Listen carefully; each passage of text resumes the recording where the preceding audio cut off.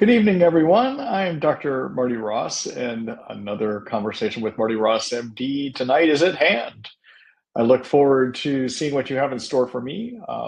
For those of you that are coming back again, I'm glad to see some familiar names. I'm glad to see you keep getting some value out of this.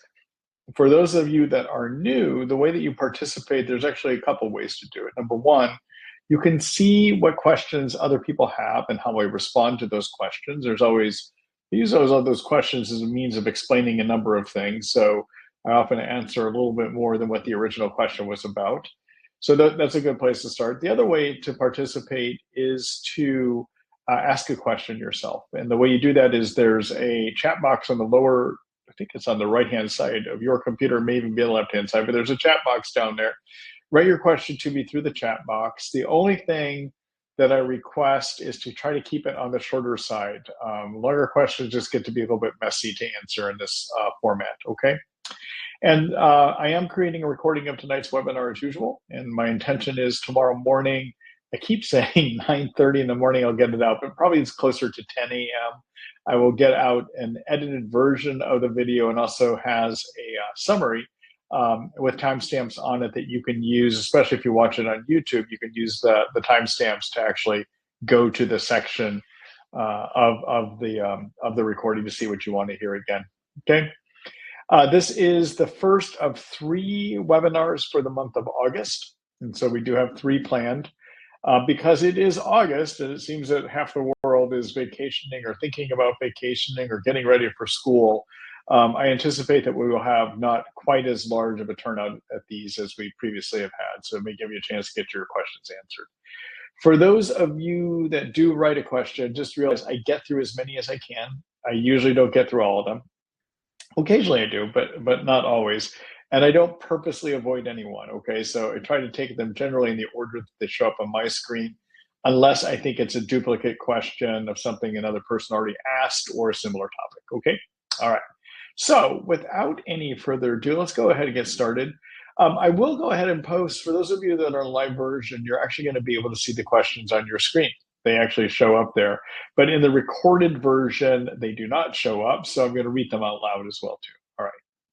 So this first question is from Cheryl. Let's see. Hi, Dr. Ross. Thank you for offering these webinars for all of us struggling. You're welcome. It's been a while, so I hope it's okay to ask the 3 questions. Do any of the tick diseases cause numbness and tingling in both arms, elbow down to hand and legs? Started in hip and went down to feet. We are trying to figure out what is causing this. He is a diabetic, tick metformin for years, history of archimonous spotted fever. I felt like walking on rocks, and then numbness in the feet. Babesia alpha-gal, gut issues after steroids and 2 rounds of antibiotics in 2 months. Slowly losing weight, about 25 pounds over the last year, maybe due to change in diet from alpha-gal, but not sure. Fatigue, lately muscle weakness, elephant legs, sometimes arms, keeps moving, so he doesn't notice the pain and numbness so much. Any thoughts or suggestions? He is taking alpha-lipoic acid, curcumin, B12, and will soon start low-dose naltrexone. Also taking other supplements along with Japanese knotweed cryptolepis, and I think there may be another part here. So that's getting to be a long question, everyone, just so you understand. Those get to be harder for me to follow. Anyhow, I don't see that the second part of this showed up anywhere. All right, I'll try to make just a comment here.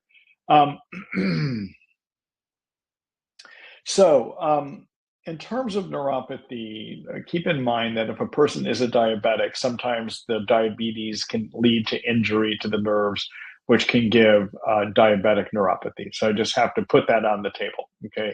Often diabetic neuropathy will improve as you get better sugar control, though, so that can kind of give you a clue whether that might be it. In terms of tick-borne infections that we predominantly think are ones that are associated with peripheral neuropathy, which is that numbness that he's getting in his extremities. Peripheral neuropathy, where you get numbness, you may have a tingling, you may even have burning kind of pain, you may have sharp stabbing, shooting, piercing, electrical pains in those areas. That's all peripheral neuropathy. All right, that means neuropathy that occurs outside the brain and outside the spinal cord. So peripheral neuropathy, in addition to having metabolic causes like diabetes and any good Lyme physicians should be making sure, as part of their evaluation of you, before they say it's due to infections, that it's not diabetes, or at least they should look to see if you might have elevated sugars. They also should be considering what's your thyroid function like, and they should be considering what's going on with your electrolytes and your kidney and liver function as well too. They should just do basic testing, or a person should have had basic testing done to look at all those. Okay, all right. But if all that's normal and you're questioning whether it's beyond diabetes, the two infections I consider when I have somebody that has neuropathy are Borrelia, which is the Lyme germ, and also Bartonella. Bartonella, which is a bacteria which can be spread, we think it's spread in tick bites, but also it is spread through other vectors. It's spread through sandflies, biting flies, mites, fleas. And we think that a lot of people have it out there that are healthy, and then maybe when they get their Lyme, the Borrelia Lyme, that they actually leads to activation of Bartonella, for instance. Okay. So other things so those would be two things to consider. The suggestions that you might have Bartonella. There's some other symptoms that people will get. They sometimes will have a lot of pain on the balls of the feet. They may sometimes have other neuropsychiatric problems. So on the neuro side, they may have tremors or shakes. Common symptom that I see a lot is that people with Bartonella feel like they're vibrating or buzzing on the inside. You might get a lot of muscle twitches. You might have tremors, shakes, seizures is a possibility. So those are some things to think of. And then on the psychiatric side, a very common symptom with Bartonella is just persistent anxiousness or anxiety. But also people can get depression. They can have hallucinations. And Bartonella also usually will have a lot of cognitive issues associated with it, okay? Tips that you could have Borrelia that's active, leading to some of this neurologic stuff, is in addition to the neurologic stuff and in addition to fatigue, Borrelia can give a lot of muscle and joint pains. And so sometimes those are a clue that Borrelia is there. On the one other clue is that Borrelia tends to have a lot of wandering pain or wandering neuropathy, where one area of the body affects you one time, and the next time it's a different joint, for instance. Okay, so there's just some clues. In terms of what to do, and from an herbal standpoint, you could use a Japanese knotweed, you could use a cryptolepis, and you could use a cinnamon, clove, oregano to help kill those germs. I find pretty good success doing that. There's also prescriptive options as well too. And then finally, I always like to do nerve and mitochondria support. So every one of our cells has a power plant in them called mitochondria. And by some estimates, there's 300 to 400 mitochondria per cell. Inside the mitochondria is where cell fuel is created. And cell fuel, the ultimate cell fuel, is something called ATP, okay? Now, when you have chronic infection or you have mold toxicity, the immune system, in trying to deal with these problems, makes a lot of oxidizing agents to try to poison germs, okay?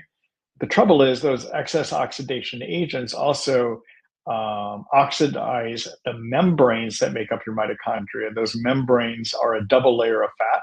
And so these fat membrane coverings of mitochondria get damaged with oxidation. It just so happens the same fats that make up the membranes of your mitochondria are pretty similar to the membrane fats that are going to make up the membranes of your cells, including the nerve cell membrane, all right? So as part of repairing mitochondria, we want to repair these injured fats. And just so happens that whatever we do to repair the mitochondria membrane fats is also likely to repair the fat membrane, the bilipid membrane of a nerve cell covering as well too. And so I like working with a mix of phospholipid fats, and a product that I like using that has that mix in my practice is something called ATP 360 by Research Nutritionals. I use that in my mitochondria support protocols, and I also use that in my nerve support protocols as well too. It's 3 pills 1 time a day. In addition to a mix of phospholipid fats that it has in there, it has a bunch of micronutrients or vitamins that your mitochondria need to work right, including coenzyme Q10.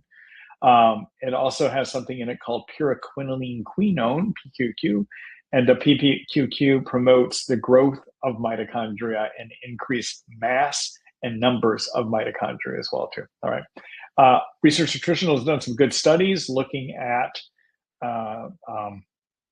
or has one major study looking at energy improvements. And in their study, I believe it was over a 2-month period of time, people had energy improvements about 50%. And keep in mind, if you can get your mitochondria working better, that supplies power to your nerves so they can function better and so they can heal. It also provides power to your immune system so it can work better, okay? All right. The other thing I would do to help limit that oxidation injury, in addition to repairing the membranes with that ATP 360 or a phospholipid mix, is to use some glutathione. Glutathione is a very powerful antioxidant, and it can help limit further oxidation damage and can actually help to start repair some of that oxidative damage that's there. The product I like for that is a product called Tri-Fortify. That's TRI-FORTIFY by Research Nutritionals. Again, another Research Nutritionals product. On this one, they've done studies and they show that it actually has really good absorption.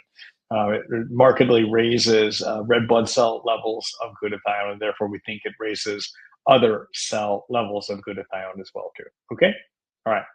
That, I think I covered all that. I'm sorry I didn't get to the rest of the question, but I don't know what the rest of the question was. All right, thanks for asking that, and good luck to both of you.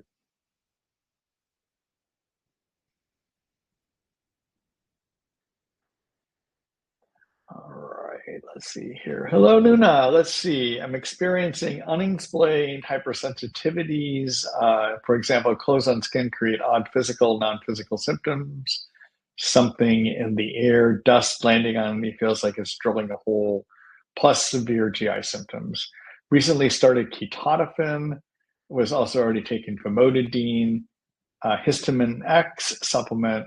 If the underlying issue is something like mast cell activation syndrome, and if ketotifen does shut down the symptoms, for how long after that would I need to stay on it before testing, stopping it to see if the symptoms have resolved?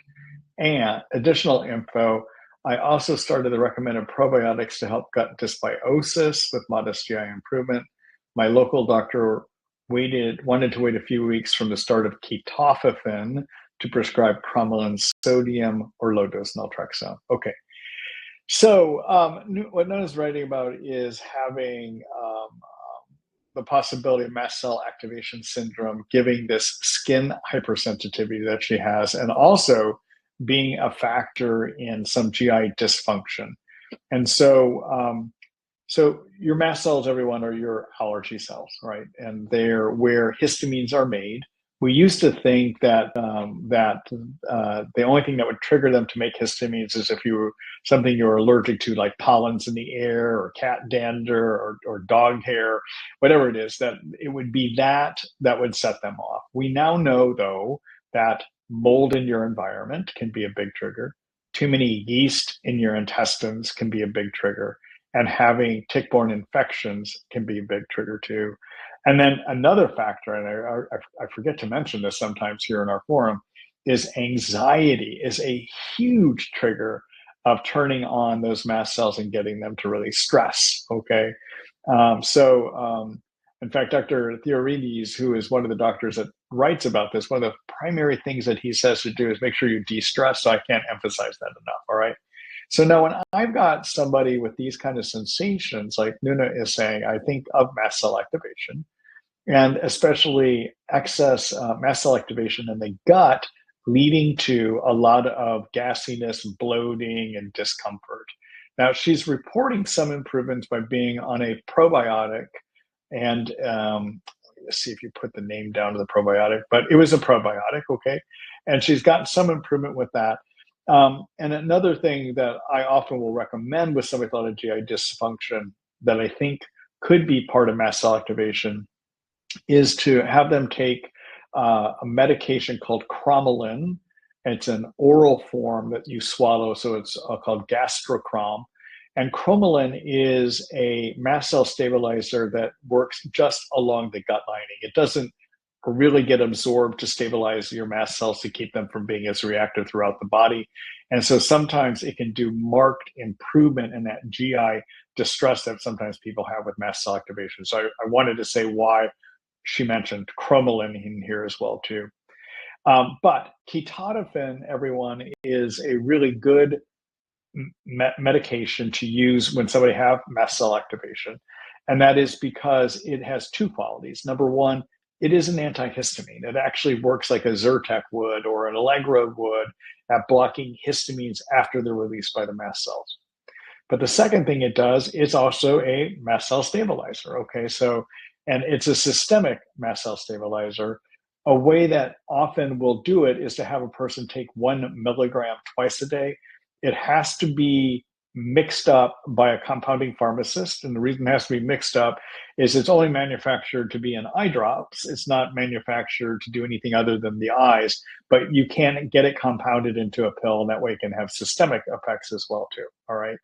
Now, in terms of the question about how long, if the ketotifen does cause significant improvements, how long would a person need to be on it? Well, it's not an easy answer. I wish it was.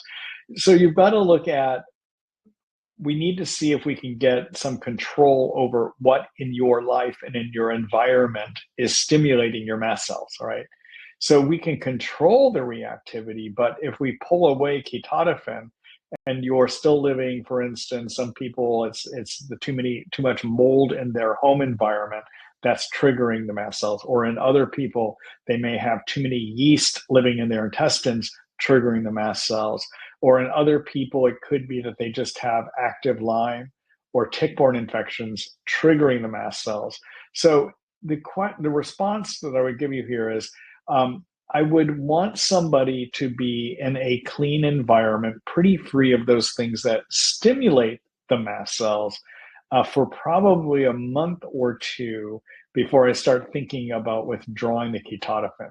So if the ketotifen gives you good benefit, but you haven't fixed the environment that may be triggering mast cell activation, if you pull it away, you're going to run into trouble. But usually I find if you can get that home cleaned up, if it's due to yeast in the or mold in the environment, usually within about 2 or 3 months, you might start thinking about being symptom-free. You might start thinking about coming off of a ketotifen or even coming off of a cromolyn, okay? And then LDN, everyone, here is low-dose naltrexone. Low-dose naltrexone is a very interesting medication that we can use for a number of reasons in Lyme world and in a mold toxicity world. And so let me kind of just talk about those briefly. So naltrexone is manufactured as a 50 milligram pill, but when we use it as something called low-dose naltrexone, the reason it's called low dose is it's low dose. We prescribe anywhere from about 1.5 up to 4.5 milligrams a day. And this medication is something that's approved for drug addiction treatment and alcoholism. But when we're using it here, what we're doing is we're trying to get some immunologic effects out of it. All right, so one of the things that it can do is your mast cells have a type of receptor on them called a toll receptor. And these microscopic doses of naltrexone bind to those toll receptors, and they can stabilize mast cells. Okay. Another cell in your body that has toll receptors is your brain white blood cells called microglia. They also have toll receptors. And often those white blood cells in your brain get excited by toxins, or they get excited by Lyme, and they can start leading to brain fog, but they also transmit a lot of pain signals too. And by using LDN it gets absorbed and attaches to those toll receptors on your microglia, it can calm brain inflammation and white blood cell inflammation in the brain as well too, and decrease pain transmission, especially useful in people with fibromyalgia. We think fibromyalgia has to do with your mast cells being turned on too much in the brain, transmitting all these signals, and low-dose naltrexone binding to those toll receptors does a great job there too. The other thing that low-dose naltrexone can do is it can help work through your immune system to actually create balance between different camps of inflammation, something called Th1 inflammation versus something called Th2 inflammation versus something called Th17 inflammation. Th1 would be all those cells that attack germs. Th2 would be your mast cells and your B cells that make antibodies, okay? And Th17 would be immune cells that line your mucous membranes and your skin to keep foreign invaders from getting through. We think that autoimmune illness is an imbalance where you get too much Th1 and too much Th17. And what low-dose naltrexone can do in situations like that is it helps increase the level of something called a T regulator cell. So we got Th1, Th2, Th17, and then we got this parent that's in charge of Th1, Th2, and Th17 called a T regulator cell. And we can get those T regs to work better to try to dampen too much Th1, too much Th17, and improve the function of Th2. All right, so it's very useful in people that have autoimmune illnesses as well too, all right?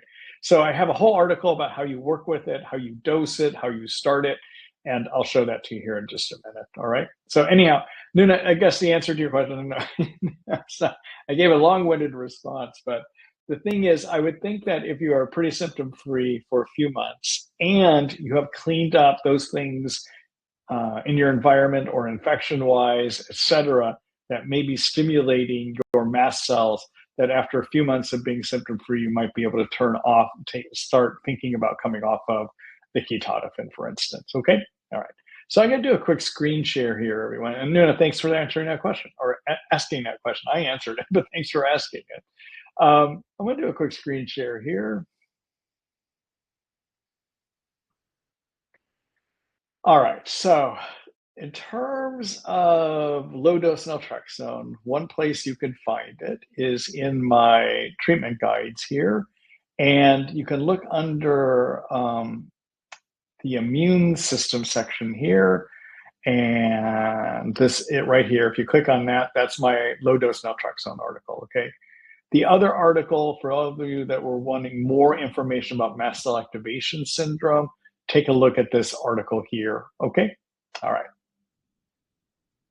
All right, let me see. I guess we'll go back here.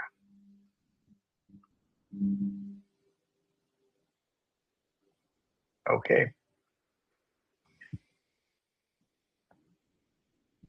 And Nuna says, thank you once again for your time and expertise. You're welcome.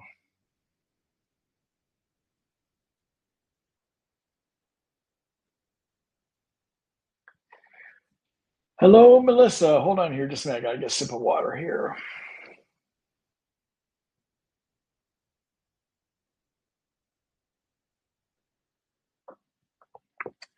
If I schedule an in-person appointment as a Bartonella patient with you, which tests labs would be most helpful to obtain before my visit?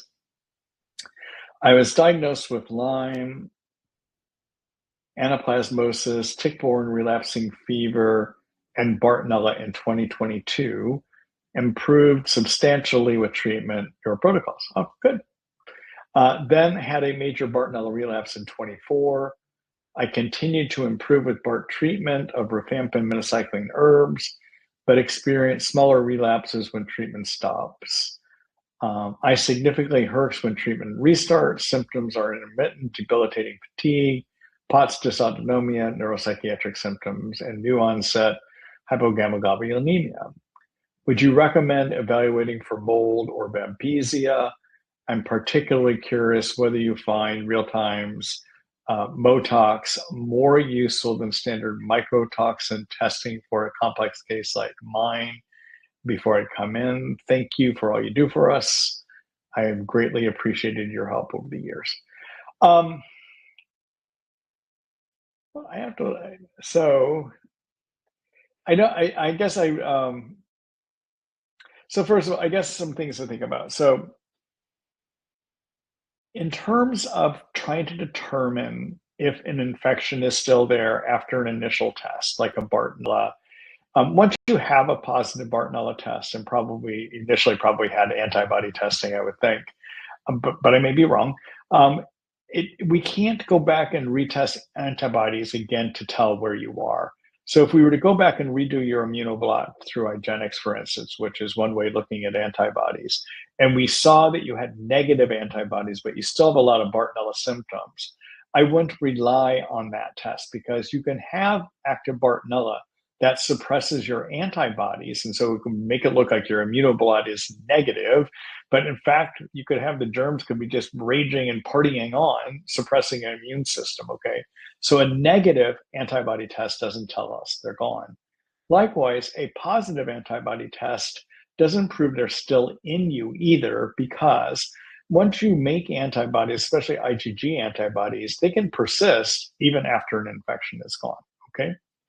Now, there is a newer way of testing for Bartonella, which is to do microscope testing, a technique called fluorescent.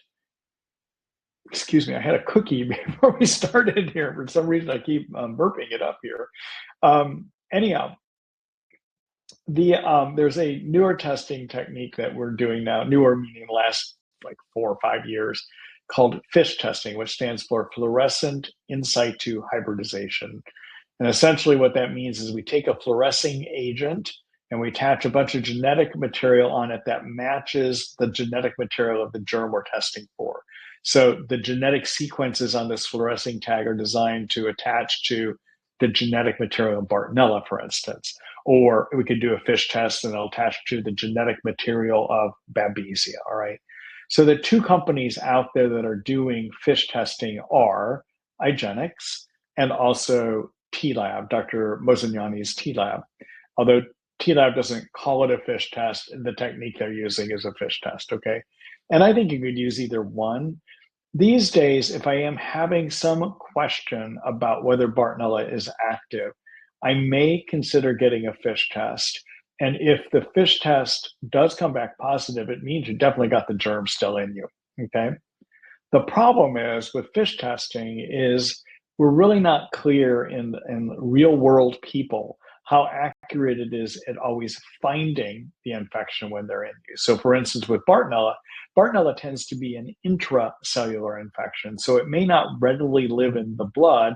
And when you go get in that sample to see if you have the genetic material of that germ in you, which is what FISH testing does, and if these germs predominantly live in your cells, it may not be in the blood when you draw the sample. So a negative FISH test does not prove it's not there.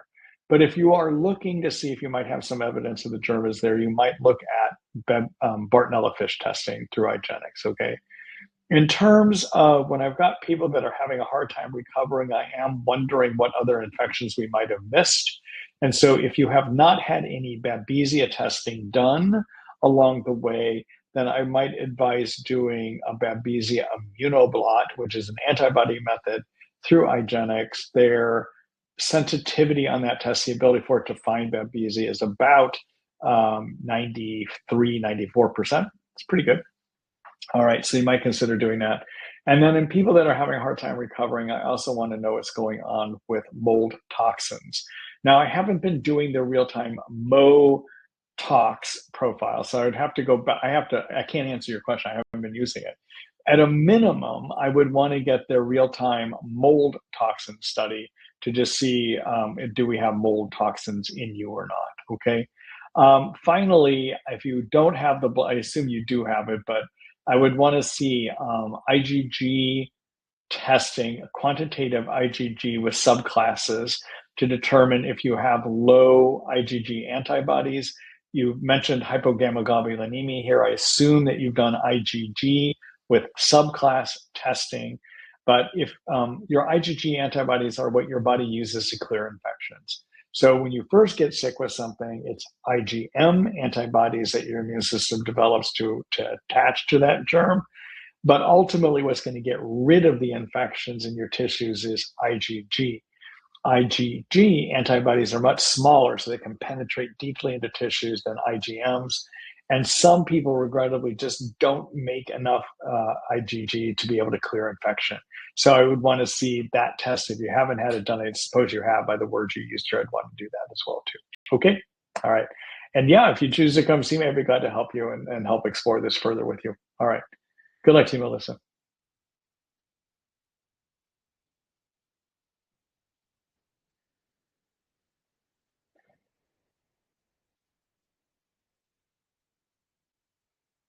Hello, Diane. Let's see. Grateful for advice on surgery below and to reduce Herc's inflammation. Already taking curcumin.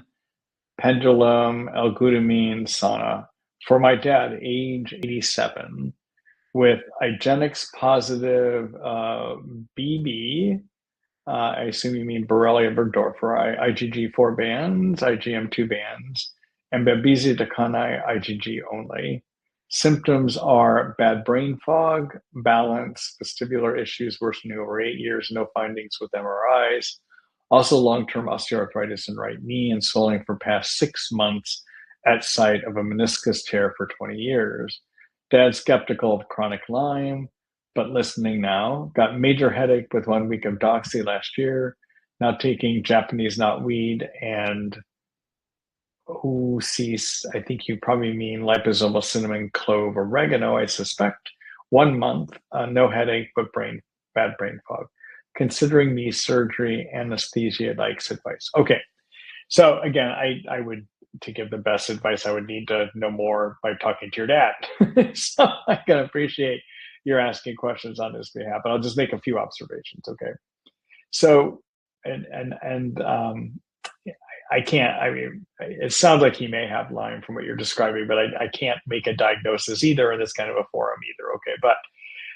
But what we do know is that when people undergo surgery, general anesthesia, or we rephrase that, when people undergo surgery requiring general anesthesia, and by general anesthesia, I mean the kind of surgery where they put the breathing tube down your throat and you're on a respirator during surgery and they give you anesthetic gas that paralyzes you, okay? That's general anesthesia, all right?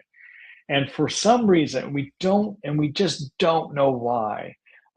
We observe, though, that a lot of people have flare-ups in their Lyme and it can get worse when they have general anesthesia, all right? I'm not talking sedation anesthesia where they give you sleeping medicine through your veins and you fall asleep and you're not on a breathing machine. I'm talking the kind of anesthesia where they put you on a breathing machine, okay? And so one of the things I like to do if I've got somebody that's has active Lyme and they're getting ready for surgery, I do like them to be on herbal or prescription antibiotics before and after surgery. Now, your problem you're going to run into is we don't really know how curcumin, Japanese knotweed, liposomal cinnamon clove oregano affect clotting. So you're going to want to stop those at least a few 4 or 5 days or so before surgery, and then you can resume them probably 4 to 5 days after surgery as well too, okay? But I like to cover for that. That's the main thing I like to do, all right? And I think that's kind of what your question was here. Let's see. So definitely you want to be on something to kill the germs. In terms of reducing inflammation, again, up until about 5 days beforehand, I think being on a curcumin, 500 milligrams 3 times a day could help with that. And then you would want to resume that within beginning about 5 days after surgery as well too, okay? Beyond that, I don't have really good advice for you here, all right? Good luck to your dad, and good luck to you.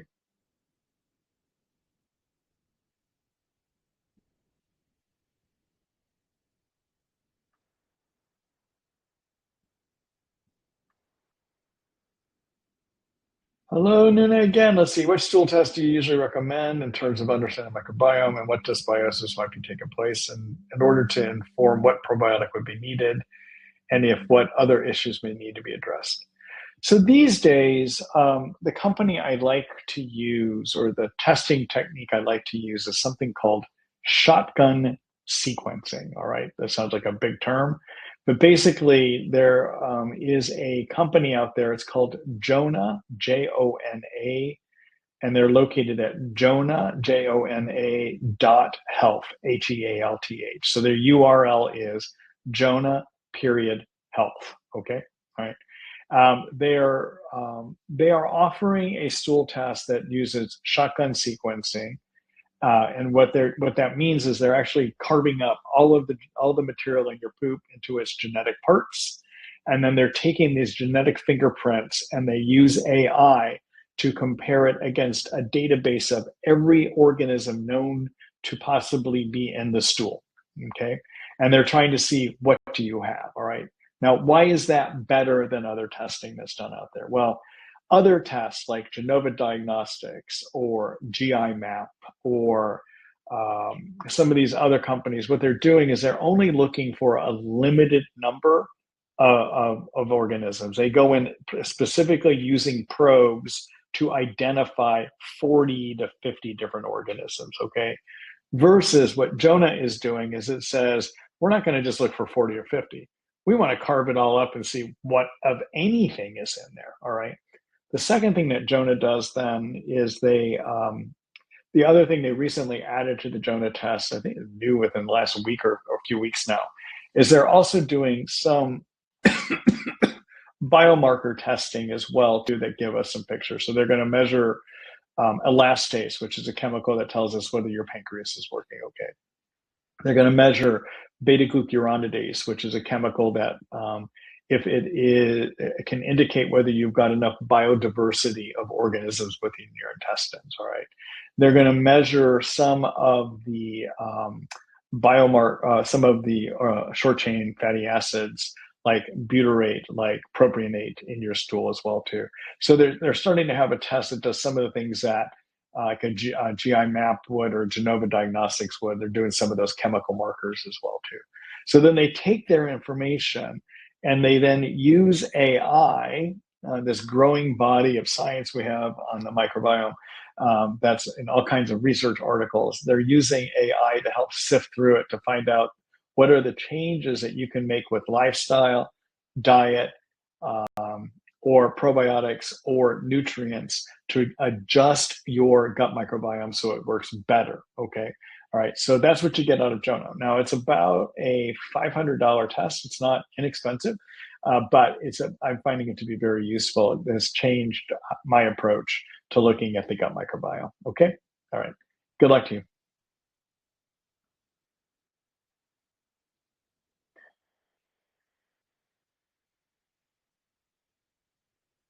Hello, Mira. Let's see. Do you recommend TLab Babesia fish and Oda coli if IGenex fish and Immunoblot are negative and Babesia is suspected? So, so again, the problem with any fish testing is it may just be that the organism was not swimming by when you drew the test, okay? So the more frequently we do testing, regardless of whether it's TLab or whether it's just repeating your IGenex fish, you have a greater chance of picking it up. All right. So Dr. Bozignani, I know of TLab, is basically saying you want to test at least 3 times and make sure that 3 times in a row you have negative testing before you say the germ is gone. Now, I don't agree with him that you can say a germ is ever gone. I think we always can have sampling errors. But again, as I mentioned earlier, Bartonella in particular is intracellular. Borrelia is intracellular too, so we may not be able to see it in the blood. Babesia is interesting. Although it lives in your red blood cells, it does not get released uniformly into the free blood where you can see it. So you sometimes can have it, but you may not show up. What I do in situations like this is yes, if you get a positive Babesia fish, it means you got it. But if I've got somebody that I'm strongly suspecting Babesia based on clinical symptoms, and the test comes back negative, I will discuss that with the patient, and I may just choose to treat anyhow based on what the symptom profile tells me, recognizing that we do not have perfect testing for any of these infections, okay? So to answer your question, would I repeat? Maybe. Or based upon a conversation with my patient, I may say, hey, I think you have Babesia because you've got night sweats, you have severe fatigue, you have air hunger, you're getting daily migraines. Those are things that symptoms people with Babesia can have. I may say, hey, I think let's give it a try. I know your testing is negative. I think the testing is missing it. Let's try to see by treating whether we can make a difference here. And typically, if you do have Babesia and you start treating with agents that are working somewhere in about 2 to 3 months, you should start seeing some improvement. Doesn't mean cure, but some improvement in those symptoms as well too. Okay? All right. Good luck to you.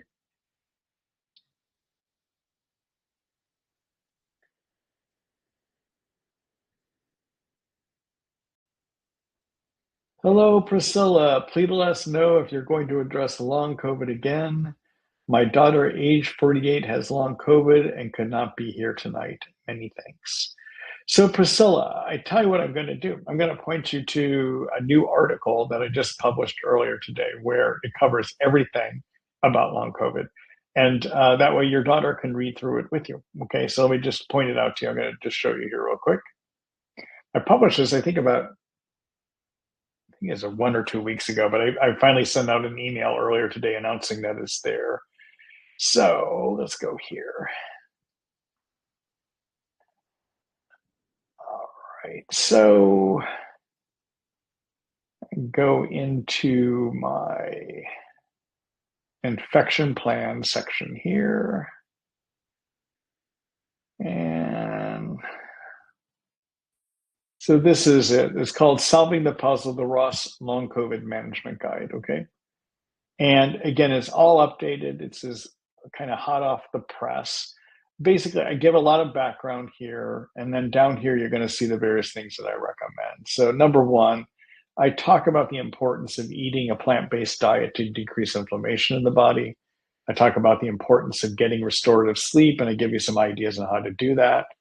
Moving and exercising is tolerated, is beneficial.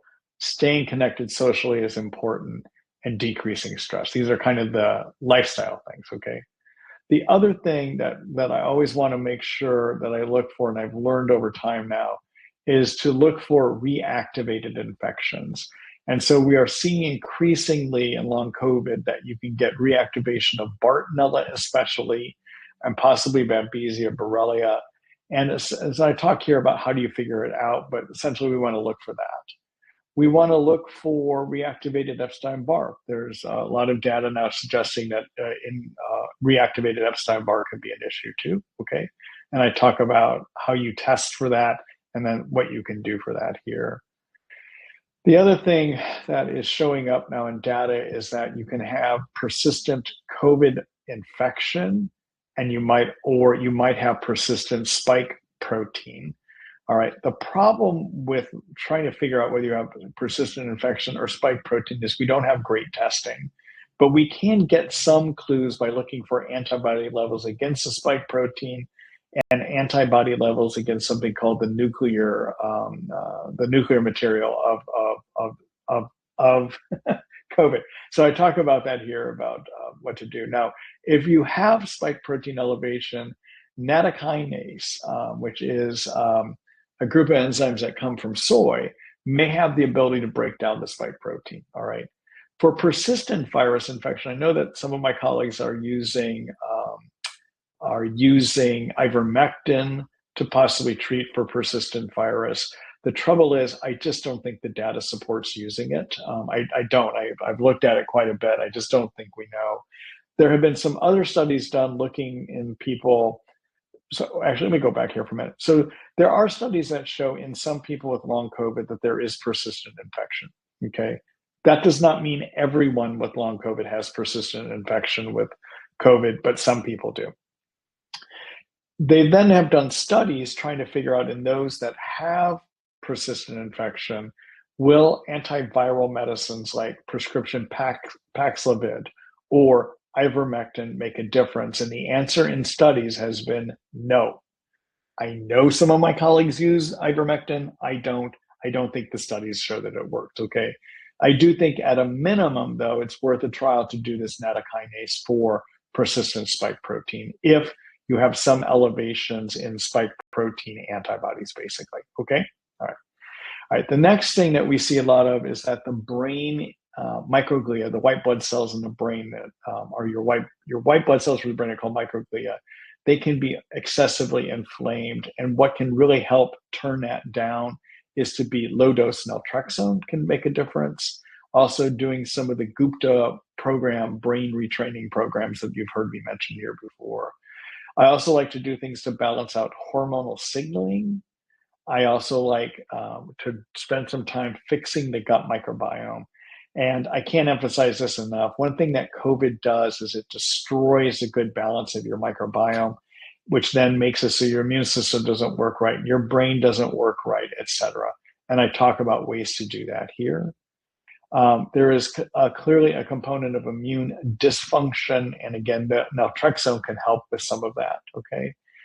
There's always a possibility of having dysfunctional cell energy factories in your mitochondria, and I like working with a phospholipid mix to improve that. That's the ATP 360 I mentioned earlier. For some people, there may be just a lot of POTS and autonomic dysfunction symptoms. And for those people, 5-hydroxytryptophan can help. Sometimes being on a nicotine patch can help as well. For some people, mast cell activation is a big component of this. We're finding that COVID does trigger a lot of mast cell activation. And so I talk about low dose naltrexone, quercetin, and ketotifen that you can use to regulate that. And I think that everyone, because of spike protein injury from COVID, probably has some damage to the lining of your blood vessels. And one of the things that can help with that is rhamnin sulfate, and then which is a product called Arterisol. I mentioned that here. And then for possible microclots that develop because of that vascular damage, either nattokinase or lubrikinase may make a difference, okay? So anyhow, read through this. That's a quick walkthrough. It's a complex topic, but take a look at that, share that with your daughter, and see if some of those things may make a difference for you, okay?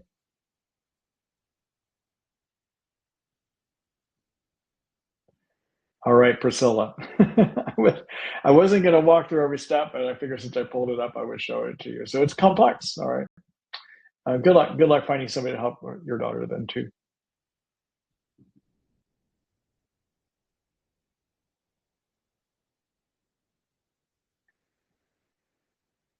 Hello, Cheryl. Again, let's see here. What to do if you have chronic tick diseases and you are bit by a tick that was attached all night? It's been 3 months. At first, I didn't notice anything, but over time, my body and joint pain got much worse. What do you suggest for your patients? I am taking herbals, but not up to full dose. Do you suggest antibiotics? If so, for how long? Last time I took doxycycline, my nerve pain got really bad. I finished it, but it took 12 days instead of 7. Third question, I'm trying to help someone. Could you give guidance on how to fill out the IGenex form for a tick-borne panel? Okay. So on your second question, your third question, I'll show you how to do that too. So if you are on herbal antibiotics and it's been 3 weeks and you're getting worse, you may need to consider prescription antibiotics. That would be the simplest thing for me to say. It doesn't necessarily need to be doxycycline. It could be clarithromycin, for instance, too. But you should talk to a Lyme literate doctor who can help you look at that, okay? Now, if you had asked this question, if you had just gotten bit and you were on herbal antibiotics anyhow for tick-borne infections, I would still recommend doxycycline. And the reason is we don't have any data that proves to us that herbal antibiotics prevent Lyme disease. We know they can treat it when you have chronic Lyme. I know from clinical experience it helps, but we don't have any data that says in an acute setting, does it stop you from getting Borrelia, Bartonella, Babesia, Ehrlichia, and Anaplasma from setting up shop in you. We just don't have any data that tells us. The only data we have is from mouse studies that tell us regarding Lyme and preventing chronic Lyme disease from developing. Being on doxycycline is effective if you use it for at least 3 weeks. We do know that from mouse studies, but we just don't have the data when it comes down to the herbal antibiotics in an acute setting. Okay, all right. And then regarding what you want to fill out on the IGenex form. So I am not an advocate of doing the panels that they have. And my commentary on the panels is their way to get more money. I'm sorry to Dr. Shaw for saying that, but basically these panels are kind of a shotgun method. They're not really the thinking person's way of doing it. Okay, all right. So for the thinking person, what you want to look at is on page 3, and your page 3 is going to look something like this, all right? And on page 3, I would focus on the top area, which is your Lyme area up here, your babesiosis area here, and your Bartonella area here. And there are only there's only one kind of test I recommend, which is an immunoblot. An immunoblot is a method we can use to see if your immune system is making antibodies against infections. And of all the first tests you can do, the immunoblot has a 93% sensitivity, an ability to see if these infections could be in you of 93%. All right. That's going to be better than FISH testing. It's going to be better than PCR testing. It's going to be better than doing a culture. It is 93% sensitive. And so for Lyme, the immunoblot is test code 325 and test code 335. That's an immunoblot for IgM antibodies and for IgG antibodies, and I would get both. For Babesia, the test code for IgM and IgG immunoblot is 900 and 905. And then finally, for Bartonella, the IgM, IgG immunoblot test numbers are 374 and 384. So if you're trying to figure out if you might have infections, the most sensitive way to do it, the one that has the greatest chance of finding them, is immunoblot. And that's all you need to do. And you should do it for Babesia, Bartonella, and Borrelia. And you want to test for IgM and IgG. Okay, that's what I would do. Page 3. That's it. Ignore the panels. Don't do the panels. Okay. All right. So for those, if you want more of an explanation of this, take a look at, I'll do a screen share here. All right. So in my treatment guide section here, if you look in my section here called test, and there's an article up here called the best lab and test for Borrelia, Bartonella, and Babesia. And down here, I give you the test numbers: test 325, 335, 374, 384, and 900, 905. I also, in this article, explain to you why I don't think the other ones are good, useful first tests to do. Okay? All right.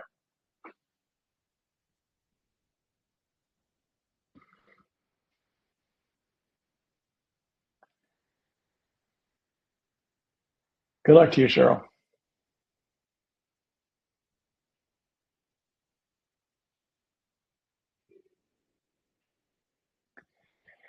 Hello, Mirosi. Can Babesia cause low ferritin and haptoglobin? Are there other general labs that indicate Babesia? So when you start killing Babesia, it may lead to red blood cell destruction, and therefore you could get low iron measured as low ferritin, and you could get low haptoglobin.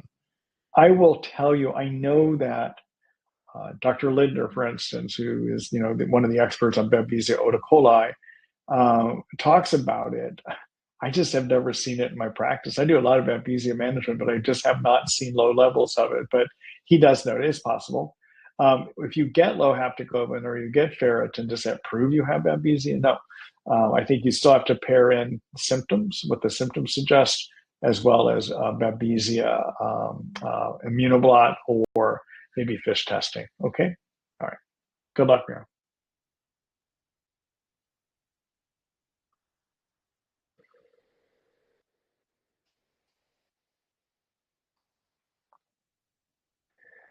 Mira, let's see. Can you effectively treat Babesia with herbals or are prescriptions necessary? Thanks as always for your generosity. So, in my practice, what I see is using Cryptolepis with artemisinin is an option that could get rid of Babesia about 75 to 80% of the time. Right? So I give it pretty good odds. The other option, though, which would be better, would be prescriptive options, and they can be any combination of prescriptive 2 or 3 antimicrobials prescriptives that you go on stand about an 80 to 85% chance. So I think you get maybe 5% better chance by going prescriptives over the herbals. But if you were to do a combination of Cryptolepis and very high dose pulsed artemisinin, the way I like to do it, I think you can get pretty close to it. Okay, so let me show you an article where you can look at this a little bit more.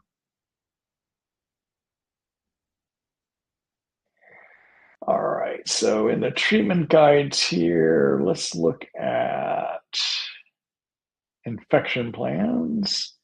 And then over here is my Babesia article right here.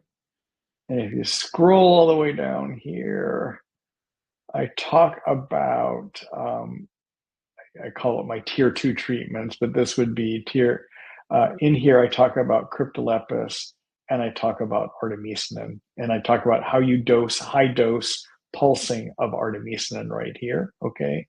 And then, and I talk in here about if you want to do an herbal medicine only regimen, do the cryptolepis and do the artemisinin that I mentioned above. Okay, all right.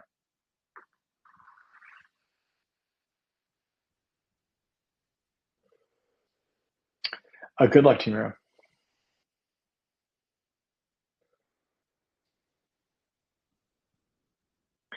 I should also mention too, Mira, one of the things I like to do with my prescriptive regimens these days is like a primaquine with azithromycin, or a primaquine with malorone, or a tefenaquine with malorone, or a tefenaquine with tovaquone.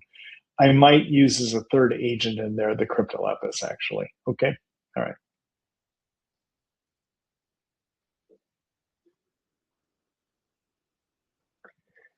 Hello, Joyce. Hold on here just a minute.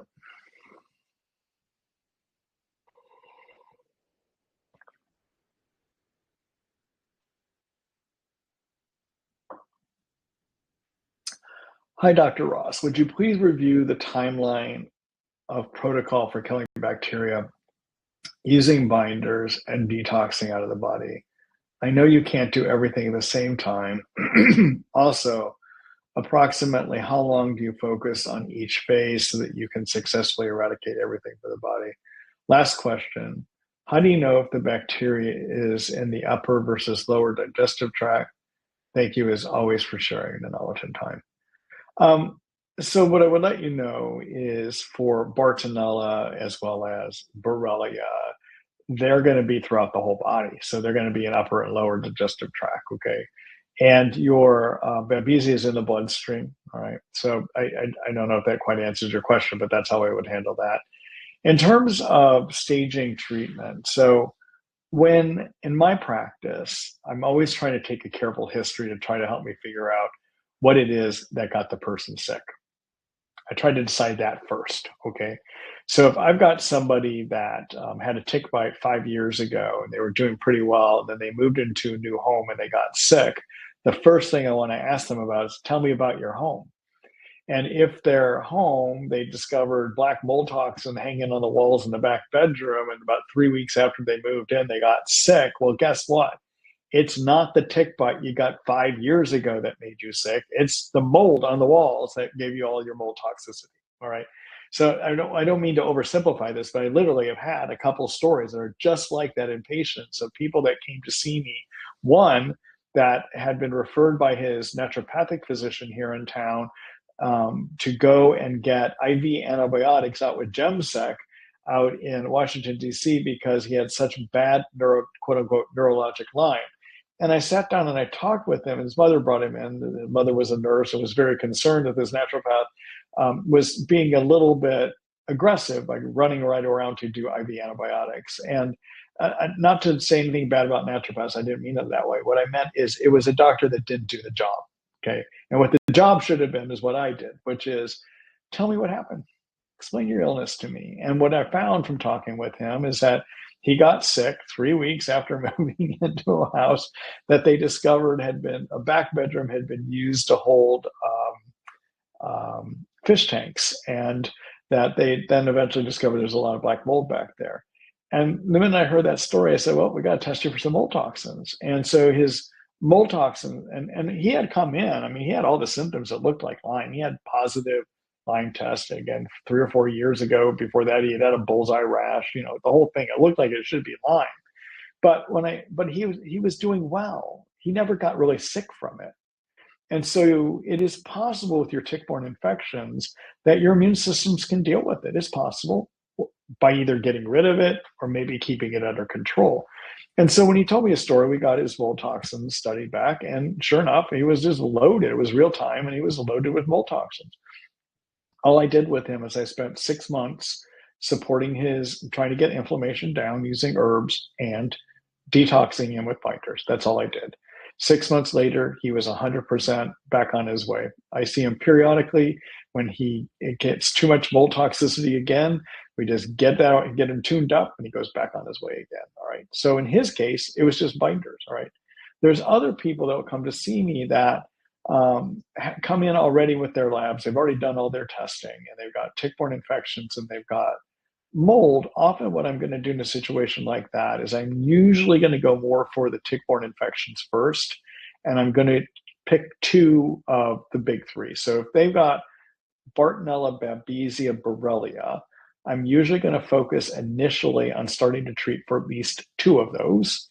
And after they're stable on antibiotics for about a month or 2, then I might start adding in my binders and use binders at the same time for the mold toxicity as I'm trying to clear their tick-borne infections. It's okay to do that, okay? I do think that if you have mold toxicity, it may impair the immune system's ability to fight these infections, but I do not believe you have to get the mold toxins out before you start fighting infections. Because for most people, the issue is the infections, and the mold toxicity may be making it a little bit worse, but it really is the infections, okay? So I hope that gives you some insights. You can do it all at once, actually, to a degree, but you need to start something first. I usually don't like pulling binders and antibiotics directly as the starting point, because pulling toxins out is going to knock you down. Killing germs is going to knock you down. I choose to go with my germ killers first in situations where it's not clear that the mold was the driving factor, okay? And then after they're stable on those antibiotics for maybe 1 or 2 months, maybe 3 months in, then we can start adding in the mold binders at that point, okay? All right, hope that answers your question, and good luck.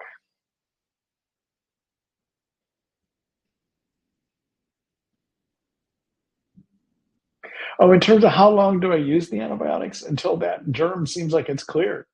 So for Borrelia, it may take a year to 2 years. I may have to change different antibiotic regimens along the way. For Bartonella babesia, I think for about 80-85% of people, you can clear these in about 4 to 6 months. That's not everyone, though. I said so 15 to 20% is going to be a longer treatment than that. Okay? All right.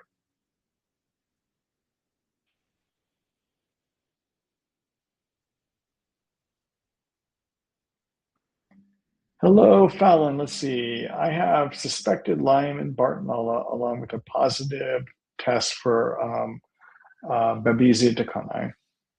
It is presenting as severe peripheral nerve pain on my feet, sciatic nerve, and arms. My condition is deteriorating rapidly due to the pain level. I cannot stand or walk for more than a couple minutes. Let me try that again. Doxycycline caused a severe allergic reaction and had to be discontinued after a week. 2 days of azithromycin seemed to cause a herx. Any guidance on how to pursue treatment? I'm afraid I won't be able to walk or use my hands soon. All right. So number one, I would see, and when I have somebody with this kind of nerve pain, I also like to get them on low dose naltrexone. And I like to do that as a means of getting the microglia in the brain, the white blood cells in the brain, to stop transmitting pain nerve signals that give you some of this nerve pain, okay? And so I mentioned low dose naltrexone earlier tonight, and I even showed you an article, but look at that. You want to start at, I have people start at 1.5 milligrams daily, 1 time a day in the morning for 2 weeks. Then I go up to 3 milligrams daily for 2 weeks, then I go up to 4.5 milligrams, okay? In addition to possibly helping to control some of that nerve pain, it should also help balance your immune system as well too, all right? Number two, I would want to work aggressively to knock down some of that inflammation. And so the type of inflammation we see in the tick-borne infections is due to the immune system, white blood cells manufacturing a group of chemicals called cytokines. Now, cytokines are good and bad. On the good side, cytokines are designed to turn your white blood cells on to fight infection, all right? But if the immune system is not doing a good job, it's going to keep trying harder and harder, and eventually it's going to overproduce cytokines. And too many cytokines disturb your sleep, give you pain, make you hurt all over, interrupt hormonal function, disturb your immune function, et cetera, et cetera. Okay. So I would do a couple things to start getting that under control. And one thing I like to do is a liposomal variety of curcumin. The product I like that's a liposomal product is curcumin phytosome by Thorne, 500 milligrams 3 times a day. I also like to use liposomal glutathione as a product called Trifortify by Research Nutritionals. It's an antioxidant that helps drive down oxidation signals that tell your white blood cells to make cytokines. Okay, and you want to do a teaspoonful. Actually, a nerve injury, I might do 1 teaspoonful twice a day. Okay. Third thing I would do is to start supporting your nerves as well as your mitochondria. And I mentioned this earlier tonight, but your nerves, when they get injured, one of the things that may be injured is the nerve cell membrane, which is a double layer of phospholipid fats, which is similar to the energy factories found in every one of your cells called mitochondria. We assume that when you have neuropathy with bad nerve pain, you also got mitochondria injury of those nerves. Therefore, the nerves can't power up to heal themselves. Your mitochondria are your energy factories. So in a situation like this, I also like to have somebody on ATP 360 by Research Nutritionals to support healthy mitochondria function and to support healthy nerve membrane function. And I like to have people take the glutathione I mentioned earlier, 1 teaspoon twice a day. Okay. So those are the supportive things that I would look at doing while you're looking at working with your prescribing doctor to get on some medications. In terms of antibiotics to look at, I would consider designing a protocol that would treat with this kind of neuropathy. Think of Bartonella, think of Borrelia as big causes. The babesia may be a complicating factor, but I wouldn't start there. I would go more after your Borrelia and your Bartonella. And in a situation like this, you might want to look at an azithromycin as you are, and you might even want to consider doing a rifampin or rifabutin. That might be what you look at. Okay? All right. Good luck to you.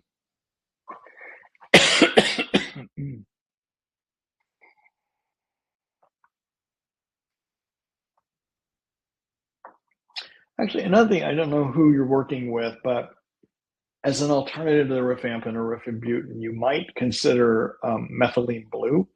Methylene blue is something we discovered in the lab a few years ago, or about 6 years ago, may be effective against growing and hibernating forms of Bartonella, growing and hibernating forms of babesia. But the other thing it does is it provides a real rapid patch to your dysfunctioning mitochondria. It helps them, doesn't fix them, but it patches them so they function better. And a starting dose in a situation like this might be 25 milligrams twice a day. It has to be made up by a compounding pharmacist, okay? And if you're going to do methylene blue, you can only be on minimal levels of antidepressant medicines. You can't be on high doses of it. And then finally, for nerve pain, I hope you're working, we need to think about the regular things that standard family medicine and pain doctors would use. And so sometimes being on anti-seizure medicines like Lyrica or gabapentin, or being on antidepressant medicines may help decrease the nerve pain as well too. Okay. All right. Good luck to you, Colin.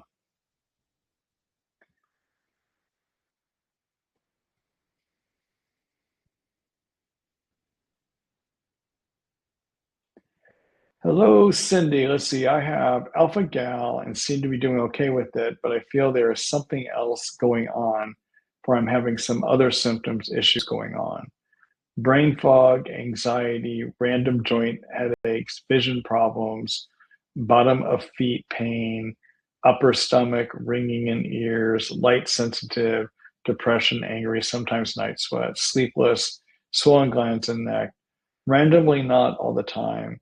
I also had Lyme testing through LabCorp, and they have always been negative. I would like to try IGenex for new testing, but none know which ones to get. Can you assist me in this, please? Yeah. So Cindy, it's what I was mentioning earlier tonight so alpha-gal, we think, is spread predominantly by a tick called the Lone Star tick. And the Lone Star tick actually can transmit a strain of Borrelia called Borrelia Lonestarii is what it is. And it may act like regular Lyme disease does, okay? If you have it, it would be picked up probably doing the immunoblot through IGenex. Given the severity of your symptoms and the type of symptoms you mentioned here, including for the night sweats, I would want to make sure you're getting checked out for babesia. For the wandering joint pains, I would think of Borrelia. Anxiety, brain fog and anxiety could be Borrelia or Bartonella. Anyhow, I see enough stuff here that says Borrelia, Bartonella, babesia. I would test for all three. Earlier tonight, I showed you all how to do an IGenex test kit, which ones you would want to do. And I will reiterate that again. I would get the immunoblot for IgM and IgG antibodies for Borrelia. That is test 325 and 335. I would get the babesia immunoblot. That's test 900 and 905. And then for Bartonella, I would do the immunoblot for IgM and IgG antibodies. That's test 374 and 384. And again, the reason I choose the immunoblot method is it has a sensitivity, the ability to find these infections of up to 93%. That's pretty good. Okay, that's a good starting point. The method you had done through a standard lab will only find it about 50% of the time. Part of the reason on the Borrelia standpoint that the IGenex method is better is they're actually looking to see if you have antibodies against 8 different kinds of Borrelia. And there's some cross-reactivity in there to the Lonestarii, the Borrelia Lonestarii. Okay, so anyway, that's what makes it a better test. Okay, all right. Good luck to you, Cindy.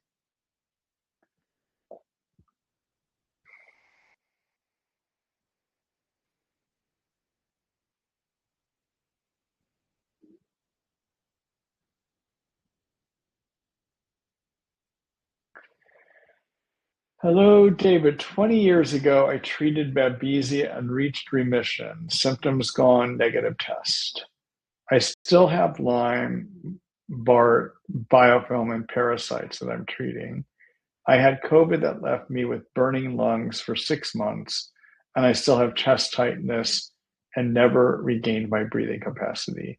I assumed this was long COVID, but during treatment, focusing on parasites and biofilms now, I started herx with worse air hunger and low-grade fevers with chills.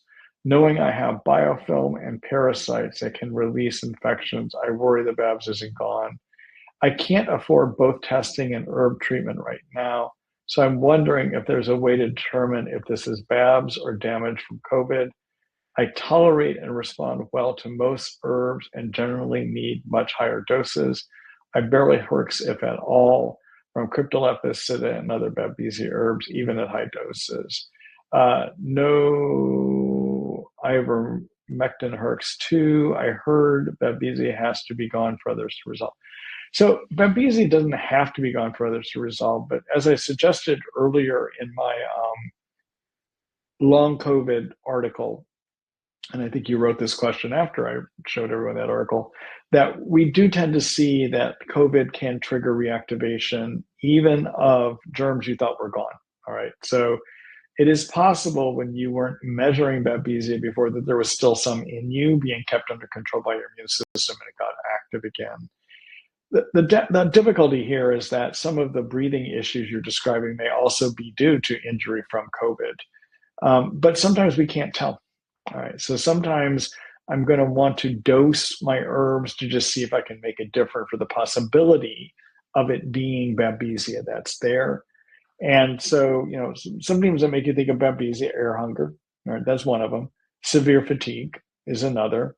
Night sweats, headaches, especially vice grip type headaches. Migraines can be part of that. Racing and skipping of the heart can sometimes indicate it too. And if you have enough of those, then you might want to cover it. And you can do your cryptolepis. I like dosing that up to a teaspoonful 3 times a day. And you might consider rotating in artemisinin. I showed you the article earlier tonight that talked about how to pulse dose in artemisinin as well. Okay? All right. Good luck to you, David.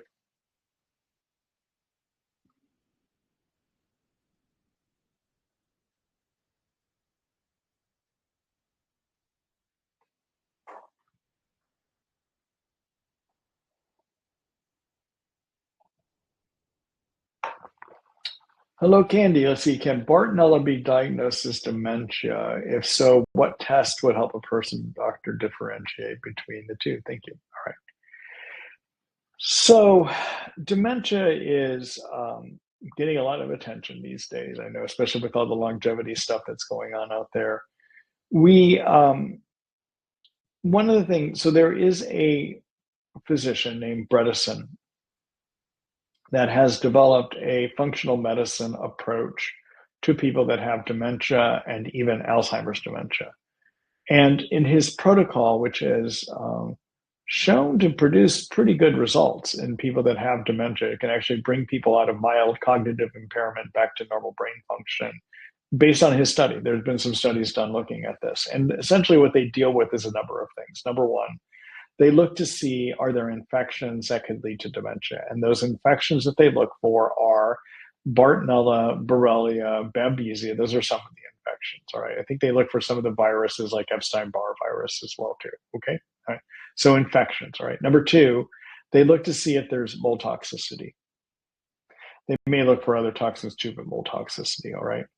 Number three, they make sure there isn't any metabolic dysfunction. So either prediabetes or diabetes, you want to fix that. Any problems with sodium, potassium levels, et cetera, okay.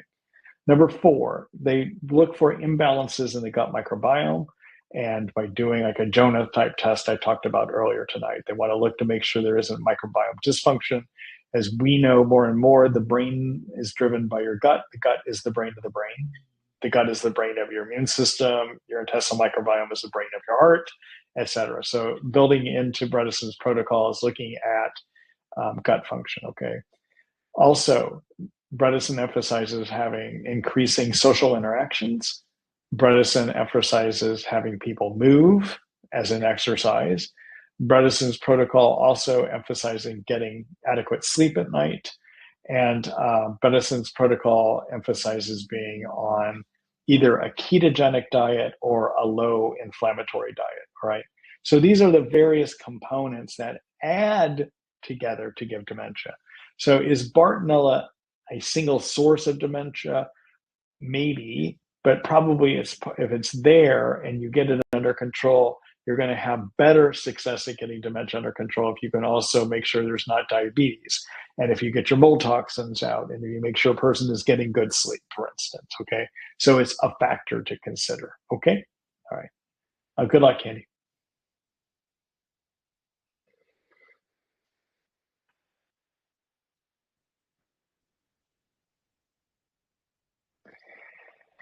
Hello, Mike. Let's see. Hi, Marty. The Shoemaker SIRS blood markers are pretty vague, but what are your thoughts on the relevance of MSH in particular? How do you raise MSH minus 16? So I have to tell you, I'm not a fan of any of his biomarkers.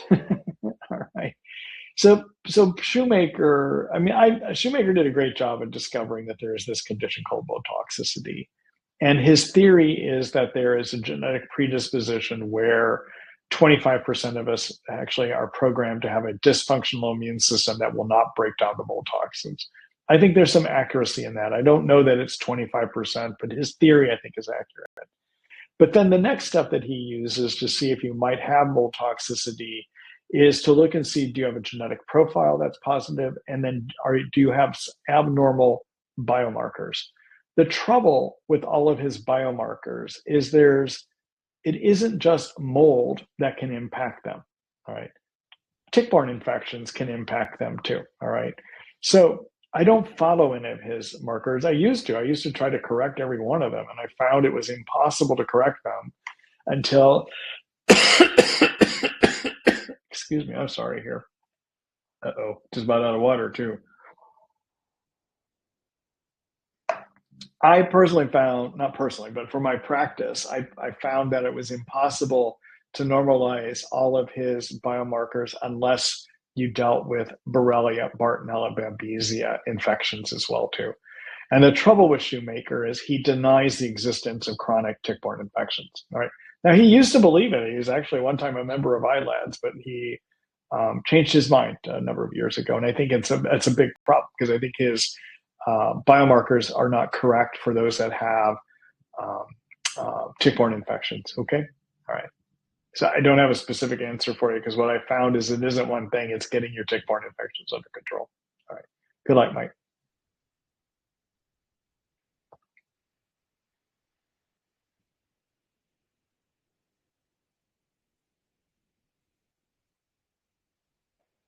Hello, Mike again. Let's see. Do pharma antifungals work on mold biofilms or do you need biofilm busters also? Question, then any experience using antifungal Tolsura or fluconazole for mold colonization? All right. So in my practice, I usually do not put people on biofilm busters when I'm trying to treat mold colonization up in the nose. And I find they get well without addressing it, okay?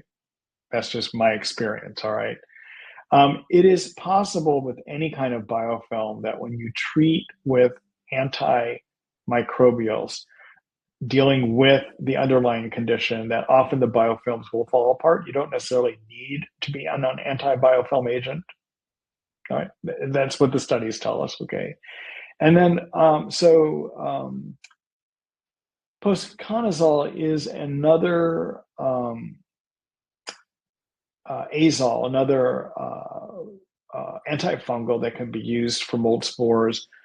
I have not found a reason to use it. I usually find using things like itraconazole sufficient, and so I have not used it. I know that there is somebody out there, I can't remember who it is, has got some article out claiming that he thinks that itraconazole doesn't work at all, that we need to be on fluconazole now, and I don't agree because I find good benefits using itraconazole or other antifungal agents that I use in my practice, okay?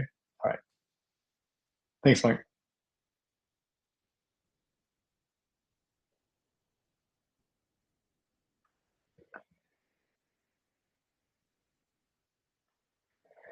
Hello, Mike again. Let's see. Thoughts on using nasal swab testing to prove mold colonization, and have you used that in practice? Can you just treat the sinuses for mold colonization with antifungal sprays and bypass using systemic antifungals? Then thoughts on the VIP peptide Shoemaker suggests. Thank you, sure you do. So I just don't find benefit from his VIP peptide, period. I just look at it that way. As I said, it's the issue is you got to get your tick-borne infections under control usually, okay? In terms of swab testing, you can do swab testing. The trouble is, all of us, healthy people, probably have some mold spores in your nose. We can be colonized just from living in the environment, all right? It doesn't tell you whether they're a problem. So I don't rely on that. What I do like to do is when I got mold toxicity, I tried to put people exclusively on binders for about 6 months. And in my practice, I have found that working with binders alone is all I need to do. I do not, for 80% of my patients, ever have to put them on an antifungal that will clean out mold spore colonization. I think the issue of mold spore colonization is way overblown.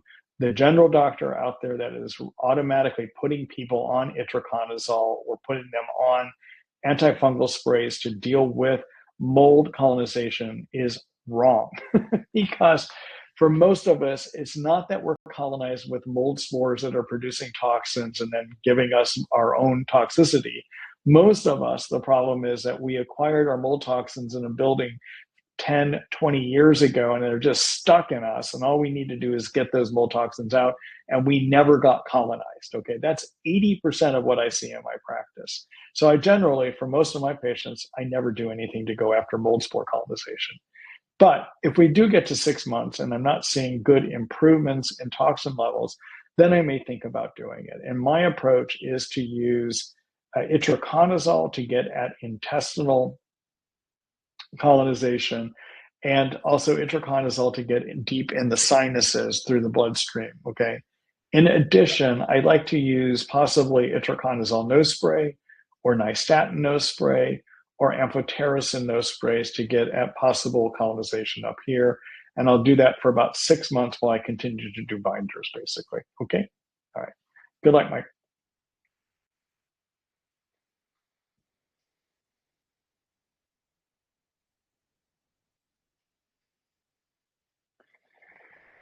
Hello, Fallon. Let's see, additional info for my question. We are weighing whether to use hydroxychloroquine specifically to lower inflammation and moderately downregulate my immune system since I'm in such intense pain that my function is being impaired. Is this a valid approach? If not, what could we do to aggressively calm inflammation? Curcumin, omega-3s, etc., have been tried already. Just started low dose naltrexone. Itching has does bother me, so there's likely a mast cell component. So I think I did address this. I mean, I would go with add in the glutathione, start repairing your mitochondria with the ATP 360. That LDN may help, but it may take a little bit of time. And then if that's not working, consider being on some neuroepileptic like gabapentin, Lyrica, or even antidepressant medicines to help with that. I don't find Plaquenil actually to be that helpful when it comes to neuropathy, and which is hydroxychloroquine. And in addition, hydroxychloroquine can sometimes lead to neuropathy. So I usually don't like to have people on it for this kind of a situation. Okay? All right. Good luck to you, fella.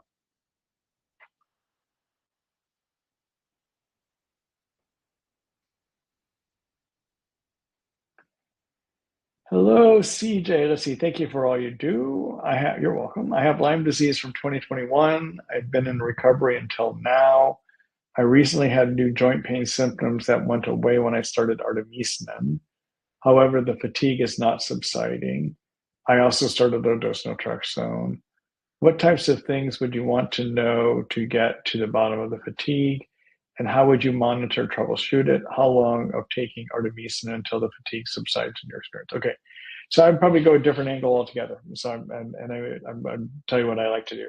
When I have somebody that I got well from, and well can mean 100% well, or they got 80% well and they plateaued, and we decide to stop treatment, and then say years down the road they start doing badly again, the first thing I focus on is, could it be too many intestinal yeast? And you're probably thinking, what the heck does that have to do with it? Well, from being on all those antibiotics, you would have disturbed your intestinal microbiome. Even if you had been on probiotics during that time, and even if you had done things to kill yeast at that time, from having been on all those years of antibiotics, or even short periods of antibiotics or herbal antibiotics, you are a setup to develop too many yeast living in your intestines. And if you get too many yeast living in your intestines, they're going to trigger the immune system, of which 70% of your immune cells in the body line the intestinal tract. These yeast are going to trigger the immune system there to start making cytokines. And you already know that I mentioned earlier tonight that your Lyme symptoms of fatigue, brain fog, insomnia, body pain, joint pains, etc., are all due to cytokines. Well, too many yeast trigger cytokine excess. And so you're going to start seeing symptoms that look just like you've relapsed. So generally in my practice, I'm going to ask people questions to figure out if it might be too many yeast. So before they decline, did they go on an ice cream cake and birthday cake, or ice cream and birthday cake eating binge, right? Did they feed their yeast? And I have had people that have said yes to that, okay? I'm also going to look at, do they have other symptoms suggesting intestinal yeast? So do they have gassiness and bloating? Do they have increased sugar cravings? If they have a bunch of sugar, do they feel worse for it? In women, I'm going to want to know, do they get vaginal itching, vaginal discharge? And then intestinal yeast tend to lead to an easier ability to get pimples or acne of the skin, and also worsening of eczema and eczematous type rashes. All right. So I'm just going to do a quick survey. I'm going to ask, did any of those things happen? And if they did, then I'm going to want to put them on a yeast cleaner, antifungal, for a bit of time to help clean that out for at least a month or so. All right. So let me just show you a couple quick articles you can look at. We're nearing the end of the webinar here, but take a look at my the guides here and look in the section called yeast. And I'm just going to show you a few things. So This article, Silent Problem Is It Yeast, will help you figure out if you have too many yeast. This article here called Kills and Prevents Yeast, a brief guide, tells you what to do if you have too many yeast. And this article, Manage a Therapy Crash in Tick-Borne Diseases, talks about that most what look to be relapses are not relapses, they're really intestinal yeast overgrowth. Okay? All right. So those are some things for you to take a look at. Okay? All right. All right, let me see here. That's it for me for tonight, everyone. It's been good to be back here with you again. We will be here 2 more weeks in a row. So I hope you'll, tomorrow morning, when you get the email from me, there'll be a link that you can sign up for next week's webinar. And I'm going to encourage you to help me reach more people. There's a lot of people out there need help, and I'd be glad to do that. I want to do that. And I want to recruit you in my efforts to reach those people. So forward my emails to anyone you think that might get benefit, whether it's the emails inviting people to webinars or it's the emails that have the recording in them as well too. All right? All right. Good night, everyone. I hope to see you next week, and I hope everyone has a good week too. Bye-bye.